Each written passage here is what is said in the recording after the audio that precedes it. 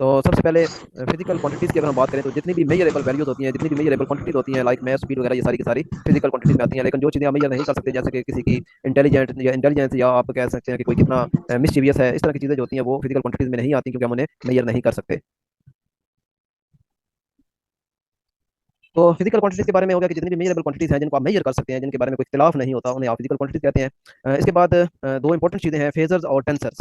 Phasor ये वो vectors होते हैं जो कि रोटेटिंग वेक्टर आप इन्हें कहते हैं, मीन पोजीशन के अराउंड ये रोटेट कर रहे होते हैं, जिनमें आपके पास एग्जांपल है वो एसी करंट और एसी वोल्टेज। और इनको आप कैसे रिप्रेजेंट करते हैं, आपको वोल्टेज का फार्मूला भी पता है, V is equal to V not, आप लिखते हैं साइन ओमेगा टी। ठीक है, तो ये वाला जो फैक्टर है साइन ओमेगा टी, ये है फेज एंगल पे, सॉरी ये थीटा जो है, ओमेगा टी जो है जिसे आप थीटा कहते हैं, theta equal to omega T, ये फेज है। बाकियों की कन्वीनियंस के लिए मैं आप सबको म्यूट करने जा रहा हूँ, क्योंकि कहीं से ये जो नॉइज आ रहा है ये डिस्टर्ब कर रहा है बाकियों को भी।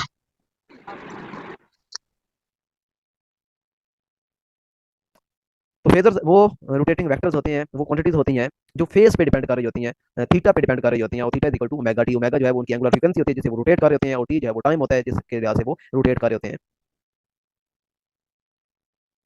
Tensor tensor actually scalar quantities होती हैं, लेकिन ये ऐसी स्केलर क्वांटिटीज होती हैं जो डिफरेंट डायरेक्शन में डिफरेंट वैल्यू देती हैं। यानी ये नहीं है कि एक क्वांटिटी है, जैसे कि स्पीड है, स्पीड एक स्केलर क्वांटिटी है, तो डिफरेंट डायरेक्शन में डिफरेंट वैल्यू देने वाली जो स्केलर क्वांटिटी होती है उसको टेंसर कहा जाता है। जैसे कि मूवमेंट ऑफ इनर्शिया बेसिकली उसको आप देखें तो वो एक स्केलर क्वांटिटी होती है, लेकिन उसकी डिफरेंट डायरेक्शन में डिफरेंट वैल्यू आती है, लिहाजा मूवमेंट ऑफ इनर्शिया स्केलर भी है, लेकिन आप उसको ज्यादा माइन्यूटली देखें तो वो एक टेंसर क्वांटिटी है। और ये बड़ा इंपॉर्टेंट क्वेश्चन है पेपर पॉइंट ऑफ व्यू से, अक्सर क्वेश्चन में पूछा जाता है कि मूवमेंट ऑफ इनर्शिया जो है वो क्या है, टेंसर है, स्केलर है, वेक्टर है, फेजर है। तो उसका जो राइट ऑप्शन होगा वो टेंसर होगा। बाद उसका रैंक पूछा जाता है, तो रैंक के हवाले से आपको पता होना चाहिए कि जो स्केलर क्वांटिटीज होती हैं, सिंपल स्केलर क्वांटिटीज, उनका जो रैंक होता है वो जीरो होता है। यानी उनको भी आप कह सकते हैं कि ये टेंसर है, लेकिन इनका रैंक क्या है, जीरो है, उनका सिर्फ एक कंपोनेंट होता है।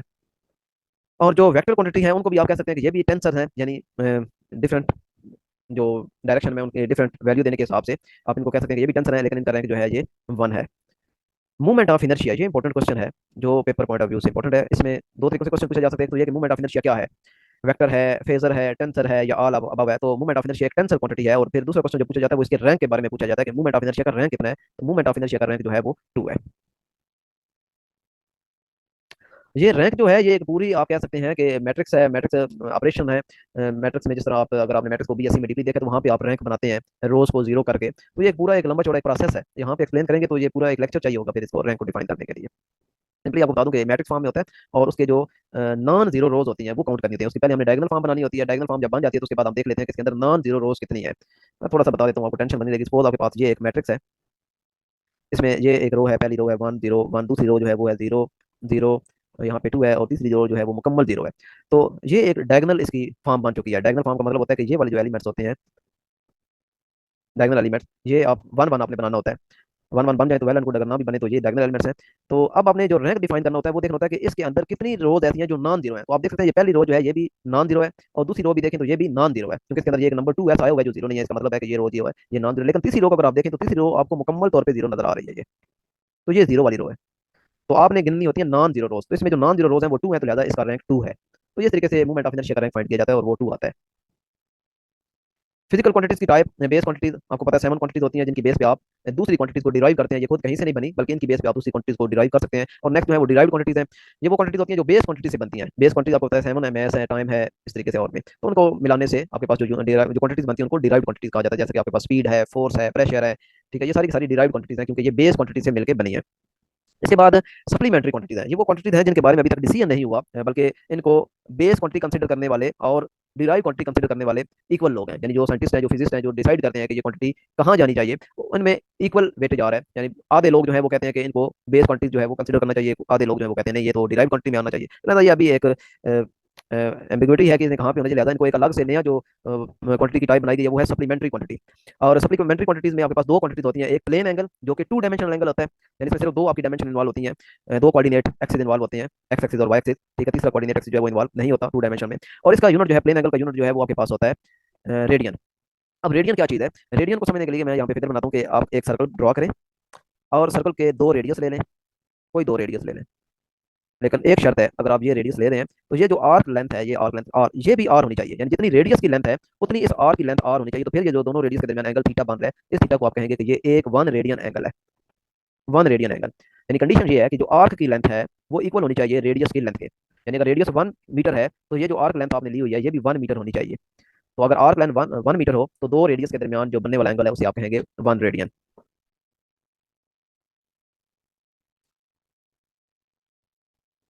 नेक्स्ट हमारे पास है सॉलिड एंगल। तो सॉलिड एंगल जो होता है ये 3 डायमेंशनल एंगल आता है।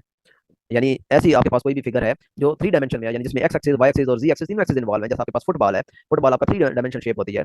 या आपका कोई क्यूब है, वो भी 3 डायमेंशन शेप होती है। तो कोई भी 3 डायमेंशन जो शेप होती है उसके अंदर जो एंगल बनता है वो सॉलिड एंगल होता है। जैसे कि आप कोन ले लें, बहुत बेस्ट एग्जांपल है कोन की। कोन के सेंटर पे जो एंगल बनता है, ये आपके पास एक पूरी कोन होती है, तो ये कोन के अंदर जो एंगल बन रहा है यहाँ पे ये होता है सॉलिड एंगल।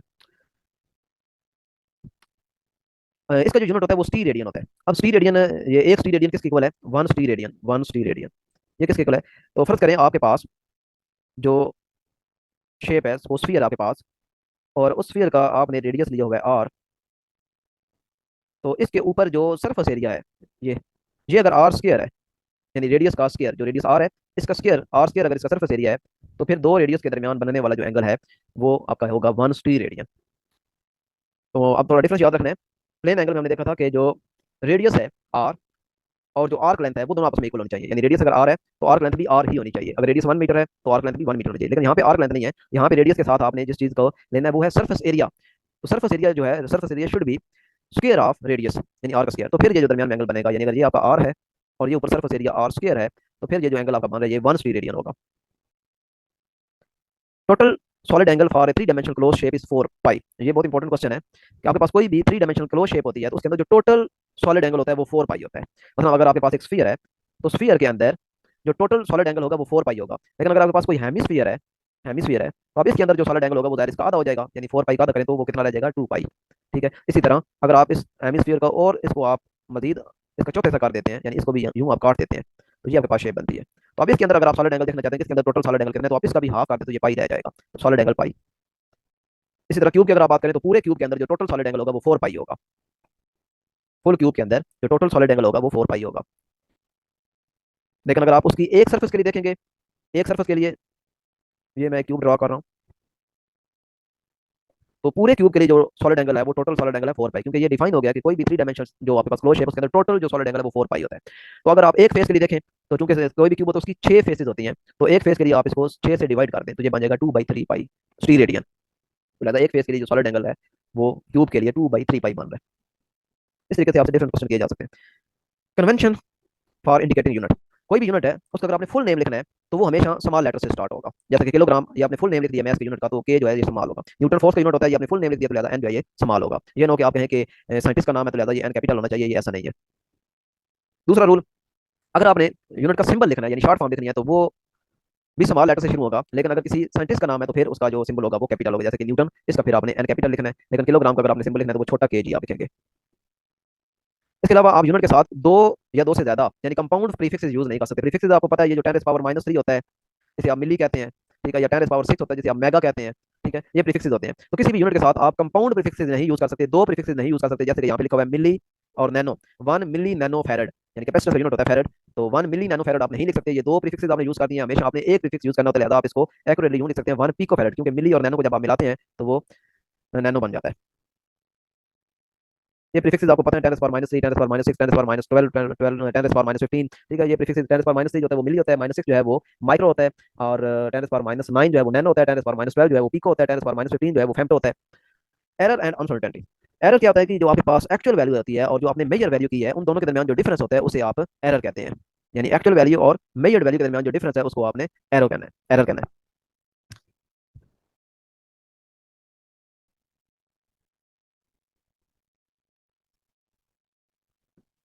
इसके बाद अनसर्टेनिटी है।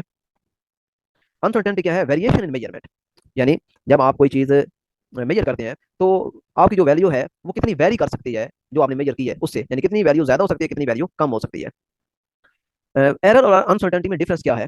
एरर जो है ये डिफरेंस होता है एक्चुअली एक्चुअल वैल्यू और मेजर्ड वैल्यू का डिफरेंस। यानी आप सपोज मेजर करें वैल्यू ग्रेविटेशन एक्सेलरेशन की, तो वो आपको पता है कि आपकी वैल्यू होती है 9.8 मीटर पर स्क्वायर सेकंड, तो ये एक्चुअल वैल्यू है, ठीक है, ये एक्सेप्टेड वैल्यू है। लेकिन आप वैल्यू मेजर करते हैं 9.6 मीटर पर स्क्वायर सेकंड, तो अब एक्चुअल वैल्यू और मेजर्ड वैल्यू के दरमियान जो डिफरेंस आ रहा है ये आता है एरर।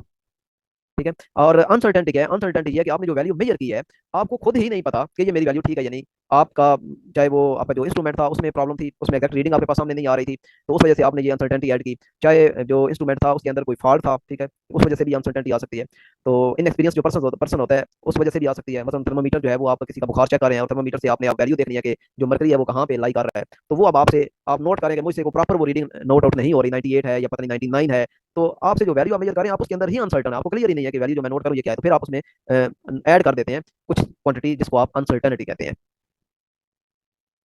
तो ये डिफरेंस है कि एरर में आपको पता होता है कि एक्चुअल वैल्यू क्या है, लेकिन अनसर्टेनिटी में आपको पता ही नहीं होता एक्चुअल वैल्यू क्या है। आपको बस अंदाजा होता है कि मेरी ये वैल्यू एक्यूरेट है और ये कुछ थोड़ी बहुत जो वैल्यू है इसके अंदर ये थोड़ा अनसर्टेनिटी है या ये प्लस माइनस हो सकता है। ये अमूमन आप लेस के पैकेट में भी देखते हैं कि इसका जो वेट है वो 50 ग्राम और साथ वो लिख देते हैं कि प्लस माइनस करके, यानी 50 ग्राम साथ लिख देते हैं प्लस माइनस 5 ग्राम, यानी कि ये जो लेस का पैकेट इसके अंदर या तो 55 ग्राम हो सकते हैं या फिर ये 45 ग्राम हो सकते हैं। ठीक है, तो ये जो बंदा मेजर कर रहा था उसे एग्जैक्ट अंदाजा ही नहीं था, उसे पता ही नहीं चल रहा था कि जो मेरी वैल्यू है वो 50 है, 55 है या 45 है, तो लिहाजा उसने 50 में प्लस माइनस का 5 ग्राम कर दिया। तो ये अनसर्टेनिटी है कि अनसर्टेनिटी में आपको एक्चुअल वैल्यू का पता ही नहीं होता कि आप जो मेजर करें वो एक्चुअल कितनी है, आप डाउटेड होते हैं। एरर क्यों आता है मेजरमेंट में? नेग्लिजेंस और इनएक्सपीरियंस पर्सन की वजह से आ जाता है। यानी जो बंदा रीडिंग ले रहा है उसे एक्सपीरियंस ही नहीं है रीडिंग लेने का। जैसे कि अगर आप बुखार चेक नहीं करते, थर्मामीटर आप यूज नहीं करते, तो थर्मामीटर में आपको पता होना चाहिए कि मरकरी का जो लेवल है वो आपकी आंख के सामने का लेवल होना चाहिए। ये ना हो कि आपकी आंख का लेवल कहीं और हो और मरकरी का जो लेवल है वो आपकी आंख से कहीं ऊपर, आपने ऊपर थर्मामीटर उठा के रखा हो या कहीं बहुत ही नीचे उठा के रखा हो, तो मरकरी का लेवल आपकी आंख के बिल्कुल सामने होना चाहिए। ये होता है एक्सपीरियंस बंदे का रीडिंग आउट करना। लेकिन जो इनएक्सपीरियंस होता है वो थर्मामीटर को उठा के अपने सर से भी ऊपर ले जाता है। फाटी ऑपरेटर्स भी हो सकता है जिस वजह से एरर आ जाता है। और इसके अलावा इन एप्रोप्रिएट मेथड, यानी आप जो मेथड यूज करें, जो टेक्निक यूज करें, वो टेक्निक ही आपकी रीजनेबल नहीं है, प्रॉपर नहीं है। Next types of error. Error कितनी टाइप्स होते हैं? तो बेसिकली एरर जो है वो दो टाइप्स होते हैं, एक रैंडम एरर और दूसरा सिस्टमैटिक एरर। रैंडम एरर जो है ये अननोन रीजन की वजह से होता है, यानी आपको रीजन मालूम नहीं है कि ये किस वजह से हो रहा है। यानी आप एक दफा आपने रीडिंग ली तो वैल्यू कुछ और आई, दूसरी दफा रीडिंग ली तो वैल्यू कुछ और आ गई, तीसरी दफा रीडिंग ली तो वैल्यू कुछ और आ गई। तो ये रैंडम एरर है, नाम से दायर है, इसकी रीजन आपको पता नहीं चलती, लिहाजा आप इसको रिड्यूस कैसे कर सकते हैं? इसको रिड्यूस आप कर सकते हैं कि आपने जितनी वैल्यूज ली होती हैं उन सबका आप एवरेज ले लें। यानी अगर आपने 5 वैल्यूज ली हैं तो आप उन पांचों को ऐड करके डिवाइडेड बाई 5 कर दें, तो ये एवरेज आ जाएगा। सिस्टमैटिक एरर नाम से दायर है, ये एक सिस्टमैटिक एरर होता है, एक सीक्वेंस के साथ ये एरर होता है। और ये एरर होता है ड्यू टू जीरो एरर, यानी जो आपका ऑपरेटर है ये उसके अंदर ही एरर है। यानी आप फर्ज करें एक वेट मेजरिंग मशीन है, उसके ऊपर आप खड़े होते हैं और अपना वेट चेक करते हैं, वो आता है 60 kg, लेकिन आप कहते हैं कि नहीं मैंने तो कुछ दिन पहले अपना वेट जो है वो मेजर किया था, वो तो 65 kg आ रहा था। आप दोबारा फिर चेक करते हैं तो आपका दोबारा फिर 60 kg आता है। फिर आप क्या करते हैं, आप अपनी तसल्ली के लिए किसी और बंदे को बुलाते हैं जिसको अपना वेट पता हो, आप कहते हैं आप अपना वेट मेजर करो, वो कहता है कि मेरा वेट तो 70 है, तो 70 kg वाला बंदा जब अपना वेट मेजर करता है तो उसका आ जाता है 65। इसी तरीके से जब आप रिपीट करवाते हो डिफरेंट 5-6 बंदों से, हर बंदे का वेट जो है वो 5 किलोग्राम लेस आ रहा है। ठीक है, तो इसका मतलब ये है कि वो जो आपका अपरेटस है वो 5 kg लेस वेट मेजर कर रहा है। अब यहाँ पे मैं वेट, अब वेट का यूनिट आपको वैसे पता है कि न्यूटन न्यूटन होता है, लेकिन एक्चुअली हम जो यूज करते हैं वो किलोग्राम ही वेट के लिए हम कहते हैं कि मेरा वेट जो किलोग्राम है, लिहाजा ये परेशान नहीं होना कि न्यूटन क्यों नहीं कह रहा, बस जो एक टिपिकल या कन्वेंशन है मैं वही वर्ड यूज कर रहा हूँ। तो जीरो एरर, सिस्टमैटिक एरर जो है ये जीरो एरर की वजह से होता है, यानी आपकी जो मेजरिंग इंस्ट्रूमेंट है वो ही आपको कुछ वैल्यू ज्यादा या तो मेजर करके दे रहा है या वैल्यू कम मेजर करके दे रहा है। लेकिन इसका एक फायदा ये होता है कि इस तरह की वैल्यूज को या इस तरह की एरर को आप आसानी से खत्म कर सकते हैं। यानी अगर वेट 5 kg वो लेस मेजर कर रहा है तो आपको पता चल गया कि ये जो ऑपरेटर है ये 5 kg लेस मेजर करता है, लिहाजा आप क्या करेंगे, आप वेट मेजर करके उसमें +5 कर दिया करेंगे। ठीक है, और अगर कोई वेट मेजरिंग मशीन ज्यादा वेट मेजर कर रहा है तो आप उसमें से माइनस कर देंगे -5 kg। तो ये सिस्टमैटिक एरर जो है ये आप आसानी से हैंडल कर सकते हैं जीरो करेक्शन से। नेक्स्ट है अनसर्टेनिटी। ये अभी पहले भी डिस्कस हो गई है कि वेरिएशन होती है एक्चुअल वैल्यू में, कितनी वेरिएशन आ रही है। जिस तरह कि मैंने लेस की एग्जांपल दी थी कि लेस में अगर 50 ग्राम लेस है तो उसके साथ वो +-5 ग्राम लिखा होता है, मतलब है कि वो जो लेस का पैकेट उसके अंदर या तो 55 ग्राम भी हो सकते हैं या फिर 45 ग्राम भी हो सकते हैं। जो बंदा मेजर कर रहा था उसे एग्जैक्ट आइडिया नहीं था कि ये अब जो मेरी वैल्यू है ये 50 है या 55 है या 45 है, तो उसने 50 लिख के साथ +-5 कर दिया कि या तो ये 55 तक जा सकता है या फिर 45 तक जा सकता है।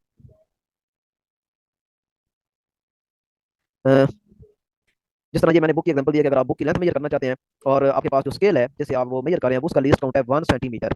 ठीक है, इसका मतलब है कि 1 सेंटीमीटर से अगर उसकी पैमाइश छोटी हुई तो फिर आपने अंदाजा ही लगाना है।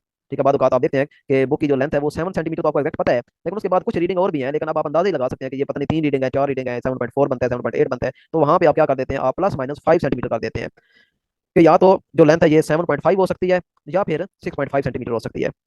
और अनसर्टेनिटी हमेशा क्या होती है, लीस्ट काउंट का हाफ होती है। जिस तरह अभी हमारे पास ये बुक की बात करें तो हमने जो मीटर रूल यूज किया था उसका लीस्ट काउंट चूंकि 1 सेंटीमीटर था, तो लिहाजा अनसर्टेनिटी जो उसके अंदर आएगी वो इसका हाफ होगी। अभी ये जो मैंने 0.5 सेंटीमीटर ऐड किया ये 1 सेंटीमीटर का हाफ लिया है। ठीक है, अनसर्टेनिटी की टाइप कितनी होती है? एब्सोल्यूट अनसर्टेनिटी होता है, फ्रैक्शनल अनसर्टेनिटी होती है और उसके बाद परसेंटेज अनसर्टेनिटी होती है। एब्सोल्यूट अनसर्टेनिटी क्या, दी टोटल अनसर्टेनिटी ऑफ मेजरमेंट, जो आप मेजरमेंट कर रहे हो उसके अंदर टोटल जो अनसर्टेनिटी होगी उसको आप एब्सोल्यूट अनसर्टेनिटी कहेंगे। और ये उस इंस्ट्रूमेंट का लीस्ट काउंट भी होता है, यानी जो इंस्ट्रूमेंट आप यूज कर रहे हैं उसका जो लीस्ट काउंट आप लेंगे या जो होगा वो आपका एब्सोल्यूट अनसर्टेनिटी के तौर पे होगा। मतलब अगर आपके पास एक मीटर रूल है जिसका लीस्ट काउंट 1 सेंटीमीटर है, तो इसकी एब्सोल्यूट अनसर्टेनिटी भी 1 सेंटीमीटर होगी। लेकिन अगर आपके पास मीटर रूल है जिसका लीस्ट काउंट 1 मिलीमीटर है, तो फिर उसकी एब्सोल्यूट अनसर्टेनिटी जो होगी मेजरमेंट वो भी 1 मिलीमीटर होगी। वर्नियर कैलिपर है, उसका चूंकि लीस्ट काउंट होता है 0.1 मिलीमीटर, तो लिहाजा उसकी जो एब्सोल्यूट अनसर्टेनिटी होगी वो भी 0.1 होगी। इस तरीके से आपके पास जो भी इंस्ट्रूमेंट होंगे, इसको रिप्रेजेंट कैसे करते हैं, डायरेक्ट रिप्रेजेंट करते हैं अनसर्टेनिटी को। अच्छा, पेंडुलम के केस में थोड़ा डिफरेंट है। पेंडुलम के केस में एब्सोल्यूट अनसर्टेनिटी लीस्ट काउंट नहीं है, ठीक है, बल्कि नंबर ऑफ वाइब्रेशन पे डिपेंड करती है। वैसे तो ऊपर अभी हमने पढ़ा है कि एब्सोल्यूट अनसर्टेनिटी होती है वो लीस्ट काउंट पे डिपेंड करती है, लेकिन सिंपल पेंडुलम के केस में जो अनसर्टेनिटी है वो लीस्ट काउंट पे डिपेंड नहीं करती, बल्कि नंबर ऑफ वाइब्रेशन पे डिपेंड करती है। अगर आप नंबर ऑफ वाइब्रेशन बढ़ा देते हैं तो फिर आपका जो अनसर्टेनिटी है वो कम हो जाती है। यानी टाइम पीरियड को आप लिख सकते हैं, time period equal to least count divided by number of vibration. तो लिहाजा नंबर ऑफ वाइब्रेशन अगर आप इंक्रीज कर देंगे तो अनसर्टेनिटी इन टाइम पीरियड जो है वो क्या हो जाएगी, डिक्रीज हो जाएगी, क्योंकि नंबर ऑफ वाइब्रेशन डिनोमिनेटर में आ रहा है। और अगर आप नंबर ऑफ वाइब्रेशन कम लेते हैं तो फिर जो अनसर्टेनिटी होगी टाइम पीरियड में वो बढ़ जाएगी। तो लिहाजा अगर आपने सिंपल पेंडुलम का टाइम पीरियड मेजर करना है और आप चाहते हैं कि उस टाइम पीरियड के अंदर कम से कम अनसर्टेनिटी हो, तो आप उसकी नंबर ऑफ वाइब्रेशन को बढ़ा दें। जी, मैथ स्प्रिंग सिस्टम भी वही बात। फ्रैक्शनल अनसर्टेनिटी क्या है, अगर आप एब्सोल्यूट अनसर्टेनिटी को डिवाइड कर देते हैं एग्जैक्ट वैल्यू से, तो फिर वो फ्रैक्शनल अनसर्टेनिटी आ जाए। जैसा कि अभी ऊपर मैंने देखा था, लिखा है कि जो बुक की लेंथ आपने मेजर की थी वो 7 सेंटीमीटर की थी, और उसके अंदर जो अनसर्टेनिटी थी वो 0.5 सेंटीमीटर थी, ठीक है। तो अगर आप एब्सोल्यूट अनसर्टेनिटी को आप डिवाइड कर देते हैं एक्चुअल वैल्यू से, जो एक्यूरेट वैल्यू थी, जो एग्जैक्ट वैल्यू थी, या जो जिसके बारे में आप कंफर्म थे, जैसे कि बुक की आपको 7 सेंटीमीटर तो आपको कंफर्म था, तो आप 7 से डिवाइड कर दें। यानी ये रेशियो है, fractional uncertainty is the ratio of absolute uncertainty to the accurate measured value. तो ये आ गया फ्रैक्शनल अनसर्टेनिटी। परसेंटेज अनसर्टेनिटी, बस उसी फ्रैक्शनल अनसर्टेनिटी को आपने 100 से मल्टीप्लाई कर देना है तो वो परसेंटेज अनसर्टेनिटी बन जाएगा, और इसमें कोई डिफरेंस नहीं है। हम एब्सोल्यूट अनसर्टेनिटी कब यूज करते हैं, जब आपकी कोई कैलकुलेशन ऐसी हो जिसमें समेशन या डिफरेंस यानी एडिशन या सब्ट्रैक्शन के जब आप कैलकुलेशन कर रहे होते हैं, तो उनमें आपने एब्सोल्यूट अनसर्टेनिटी को ऐड करना होता है। एब्सोल्यूट अनसर्टेनिटी को ऐड करना होता है, ये हमेशा याद रखें। एब्सोल्यूट अनसर्टेनिटी हमेशा ऐड होती है, चाहे आप डिफरेंस ले रहे हैं चाहे आप एडिशन ले रहे हैं। यहाँ पे आप देख सकते हैं कि ये x1 एक डिस्टेंस फाइंड किया गया है, x2 भी एक डिस्टेंस फाइंड किया गया है, दोनों का अब डिफरेंस लिया गया है, x2 का और x1 का जब डिफरेंस लिया गया है तो 10.5 और 26.8 का डिफरेंस लिया, वो आ गया 16.3। लेकिन जो अनसर्टेनिटी है इनको माइनस नहीं करना, ये ना हो कि आप 0.1 और 0.1 दूसरा जो इनको आपस में आप माइनस करके जीरो कर दें। एब्सोल्यूट अनसर्टेनिटी हमेशा ऐड होती है, तो ये ऐड होकर 0.2 सेंटीमीटर बन जाएगा। लेकिन एब्सोल्यूट अनसर्टेनिटी कहाँ पे यूज होती है, याद रखें, एडिशन और सब्ट्रैक्शन के केस में। परसेंटेज अनसर्टेनिटी कहाँ पे यूज होती है, जब आपने डिवीजन या मल्टीप्लिकेशन करनी होती है उस वक्त आपने ये यूज करनी होती है परसेंटेज अनसर्टेनिटी। जैसा कि v is equal to I R formula है, v is equal to I R, और आप चाहते हैं रेजिस्टेंस फाइंड करना है v ओवर आई। अब आप देख सकते हैं कि वोल्टेज और करंट को आप डिवाइड कर रहे हैं, तो इस केस में आपने जो अनसर्टेनिटी लेनी है वो कौन सी लेनी है, वो आपने परसेंटेज अनसर्टेनिटी लेनी है। यानी वोल्टेज में कितनी अनसर्टेनिटी थी और करंट में कितनी अनसर्टेनिटी थी, दोनों का आपने परसेंटेज अनसर्टेनिटी ले लेनी है और बाद में फिर ऐड कर देना है। जैसे कि यहाँ पे आप वोल्टेज में अनसर्टेनिटी देख रहे हैं, परसेंटेज अनसर्टेनिटी 2 है, और जो करंट में परसेंटेज अनसर्टेनिटी है वो 6 है, तो हमारे पास जो नेट अनसर्टेनिटी आएगी वो आपने इन दोनों को ऐड कर देना है, यानी 2 और 6 को ऐड करेंगे तो ये आपके पास बन जाएगा 8। तो ये डिफरेंस है। एडिशन और सब्ट्रैक्शन के केस में आपने एब्सोल्यूट अनसर्टेनिटी को ऐड करना होता है, लेकिन जब आप डिवीजन या मल्टीप्लिकेशन कर रहे होते हैं उस वक्त आपने परसेंटेज अनसर्टेनिटी को ऐड करना होता है। करना ऐड ये दोनों केसेस में। इसके बाद नेक्स्ट, अगर आपके पास कोई पावर फैक्टर है तो फिर आपने उसे कैसे डील करना है। जैसा कि वॉल्यूम है, वॉल्यूम आपको पता है v equal to 4/3 pi R cube, ये स्फीयर का वॉल्यूम है। अब अगर फर्क करें, आपके पास रेडियस में अनसर्टेनिटी दी हुई है, रेडियस में अनसर्टेनिटी दी हुई है, तो आप वॉल्यूम में अनसर्टेनिटी कैसे फाइंड करेंगे, आप रेडियस की अनसर्टेनिटी को इस पावर फैक्टर से मल्टीप्लाई कर देंगे। यानी अगर रेडियस की अनसर्टेनिटी है 1, तो वॉल्यूम में अनसर्टेनिटी क्या होगी, आप उसको मल्टीप्लाई बाई 3 करेंगे, क्योंकि पावर फैक्टर जो है वो 3 है।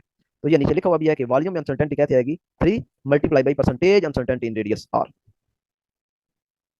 नीचे एग्जांपल भी दी हुई है कि फर्ज करें आपके पास जो रेडियस के अंदर अनसर्टेनिटी है, परसेंटेज अनसर्टेनिटी है वो 0.4, तो वॉल्यूम के अंदर कितनी अनसर्टेनिटी होगी, तो चूंकि रेडियस के ऊपर जो फैक्टर आता है वो 3 है, तो लिहाजा 3 से आपने 0.4 से मल्टीप्लाई करना है, लिहाजा वॉल्यूम के अंदर जो टोटल अनसर्टेनिटी आएगी वो 1.2% आएगी। सिग्निफिकेंट फिगर्स, सिग्निफिकेंट फिगर हमें ये बताते हैं कि कोई आपने जो वैल्यू मेजर की है वो कितनी प्रीसाइज है। जितने ज्यादा सिग्निफिकेंट फिगर्स होंगे किसी मेजर्ड वैल्यू में, उतनी ही वो वैल्यू प्रीसाइज होगी, और जितनी किसी मेजर्ड वैल्यू में सिग्निफिकेंट फिगर्स कम होंगे वो वैल्यू उतनी ही प्रीसाइज कम प्रीसाइज होगी। सिग्निफिकेंट फिगर्स के लिए कुछ रूल है, 1 से लेकर 9 तक जितने भी डिजिट होते हैं ये सारे के सारे सिग्निफिकेंट होते हैं। जीरो का मतलब है, जीरो अगर दो सिग्निफिकेंट फिगर के दरमियान आ जाए, जैसे कि यहाँ पे आप एग्जांपल में देख सकते हैं जीरो दरमियान में आ गया, तो लिहाजा अब जीरो को भी सिग्निफिकेंट आपको कंसीडर करना होगा। लेकिन जीरो अगर लेफ्ट साइड पे आ जाए तो फिर ये जीरो जो है ये सिग्निफिकेंट काउंट नहीं होता। जैसे कि यहाँ पे आप देख सकते हैं जीरो लेफ्ट साइड पे आया हुआ है, तो ये जीरो सारे के सारे खत्म हो जाएंगे और सिर्फ दो सिग्निफिकेंट आपके पास फिगर होंगे। अगर जीरो जो है वो राइट साइड पे आ जाए, तो यहाँ पर हमारे पास दो केस हैं कि अगर डेसिमल की बात कर रहे हैं तो फिर ये जीरो जो है ये सिग्निफिकेंट फिगर होंगे। ऐसे जीरो को ट्रेलिंग जीरो कहा जाता है, ये जो राइट साइड पे जीरो होते हैं इनको ट्रेलिंग जीरो कहा जाता है। तो डेसिमल के केस में जो ट्रेलिंग जीरो होते हैं वो बतौर सिग्निफिकेंट फिगर काउंट होते हैं, लेकिन अगर आपके पास डेसिमल नहीं है, वैसे आपके पास वैल्यू है, तो फिर आपका जो जीरो है ये डिपेंड करते हैं लीस्ट काउंट पे। यानी ये 56,000 kg जो मैस है, ये जिस इंस्ट्रूमेंट से आपने मेजर किया है उसका लीस्ट काउंट कितना है। अगर तो उसका लीस्ट काउंट था 1 kg, तो फिर ये सारे के सारे जो आपके पास जीरो हैं ये भी सिग्निफिकेंट बन जाएंगी। लेकिन अगर उसका लीस्ट काउंट था 10 kg, तो फिर एक जीरो को आप उड़ा दें, पीछे रह जाएंगे सिर्फ 4 सिग्निफिकेंट फिगर। और अगर उसका लीस्ट काउंट था 100 kg, तो फिर आप ये दो जीरो को उड़ा देंगे और पीछे रह जाएंगे सिर्फ 3 सिग्निफिकेंट फिगर्स। साइंटिफिक नोटेशन के में अगर आपके पास कोई चीज लिखी है तो ये 10 की पावर 6, ये जो 10 की पावर होती है इसको छोड़ देना होता है आपने, और बाकी जो कुछ आपको नजर आ रहा है ये सारे का सारा सिग्निफिकेंट होता है। अगर आप मल्टीप्लिकेशन डिवीजन करते हैं, एडिशन करते हैं, सब्ट्रैक्शन करते हैं, यानी कुछ कैलकुलेशन करते हैं, और उस कैलकुलेशन के बाद आपके पास कोई लंबा सा बड़ा सा आंसर आ जाता है, अब आप परेशान है कि मुझे कितनी वैल्यू चूज करनी है। जैसे कि यहाँ पे एक एग्जांपल है, ये दो नंबर को मल्टीप्लाई किया और फिर इसको डिवाइड किया और ये एक लंबी चौड़ी वैल्यू आपके पास आ गई। अब आप देखना चाहते हैं कि मैं कितनी वैल्यूज लूँ, तो आपने अपनी वैल्यू में देखना है कि कौन सी वैल्यू ऐसी थी जिसकी लीस्ट सिग्निफिकेंट फिगर है। तो इसके चूंकि 4 सिग्निफिकेंट फिगर है, इसको तो छोड़ दें। इसके 3 सिग्निफिकेंट फिगर्स हैं और इसके भी 4 सिग्निफिकेंट फिगर है, इसका मतलब है इसको भी छोड़ दें, इसको भी छोड़ दें। ये जो लीस्ट सिग्निफिकेंट फिगर है ये गिने कितने हैं, ये 3 है। तो लिहाजा अब आपका जो आंसर है वो भी 3 सिग्निफिकेंट फिगर पे होना चाहिए, यानी 14.5 तक आपका आंसर होना चाहिए। अब यहाँ पे मसला आ जाता है ड्रॉप आउट का और राउंड ऑफ का, कि जब मैंने 14.5 लेना है तो क्या 14.5 लिखना है या 14.6 लिखना है। तो राउंड ऑफ के लिए भी कुछ रूल है, नीचे दिए हुए हैं। अगर तो जिस नंबर को आपने राउंड ऑफ करना है उसका अगला नंबर देखना आपने, यानी आप चाहते हैं कि मैं 3 को ड्रॉप कर दूं, तो ये अगर 3 <5 है तो फिर आपने 14.7 लिख देना है। लेकिन अगर ये जो नंबर है जिसको आप ड्रॉप करने जा रहे हैं ये 5 से बड़ा है, जैसे कि यहाँ पे आप देख सकते हैं 8 लिखा हुआ है, तो फिर आपने 14.7, सॉरी, फिर आपने लिखने से 14.43.8 लिखेंगे आप, क्योंकि जिस नंबर को आप ड्रॉप करने जा रहे हैं वो 5 से बड़ा है। तो फिर आपने 43.8 कर देना है। अब नेक्स्ट मसला ये आ जाता है कि अगर जिस नंबर को हम ड्रॉप करने जा रहे हैं वो एग्जैक्ट 5 आ जाए तो फिर क्या होगा। जैसा कि यहाँ पे आप देख सकते हैं, ये जिस नंबर को हमने ड्रॉप करना है वो एग्जैक्ट 5 आ गए, तो इसके लिए फिर दो रूल हैं कि अगर एग्जैक्ट 5 आ जाए तो उससे पिछले वाला नंबर देखा जाता है, अगर तो वो ऑड है तो एक बढ़ा दें, अगर वो इवन है तो फिर आपने उसको बढ़ाना नहीं है, फिर वो एज इट ही रहेगा। प्रिसिजन और एक्यूरेसी। प्रिसिजन वो वैल्यूज जो आपस में क्लोजली हो, बहुत क्लोज हो, उनको हम कहते हैं ये प्रिसाइड वैल्यूज है, प्रिसाइज वैल्यूज है। ठीक है, जैसे कि यहाँ पे नीचे मैंने ग्रेविटेशन एक्सेलरेशन के एग्जांपल दिए कि कुछ स्टूडेंट हैं जो जिन्होंने ग्रेविटेशन एक्सेलरेशन मेजर किया, तो एक की वैल्यू आ रही है 9.354, एक की है 3.355, एक की है 9.352। तो ये आप देख सकते हैं कि सारी की सारी जो वैल्यूज है ये आपस में क्लोज है। तो जब वैल्यूज आपस में क्लोज हो तो उन्हें हम कहते हैं ये प्रिसाइज वैल्यू है। लेकिन इसी की जगह अगर ये वैल्यू कुछ ऐसी होती है, एक होती 9.354 होती, दूसरी होती 9.789 होती, तीसरी होती 9.132 होती, तो अब आप देख सकते हैं ये जो वैल्यूज है काफी डिफर कर रही है, अब ये वैल्यूज आपस में प्रिसाइज नहीं है। बुक में जो डेफिनेशन है प्रिसीजन की वो ये है कि प्रिसाइज वैल्यू वो होती है जिसके अंदर लेस एब्सोल्यूट अनसर्टेनिटी होती है, उसको आप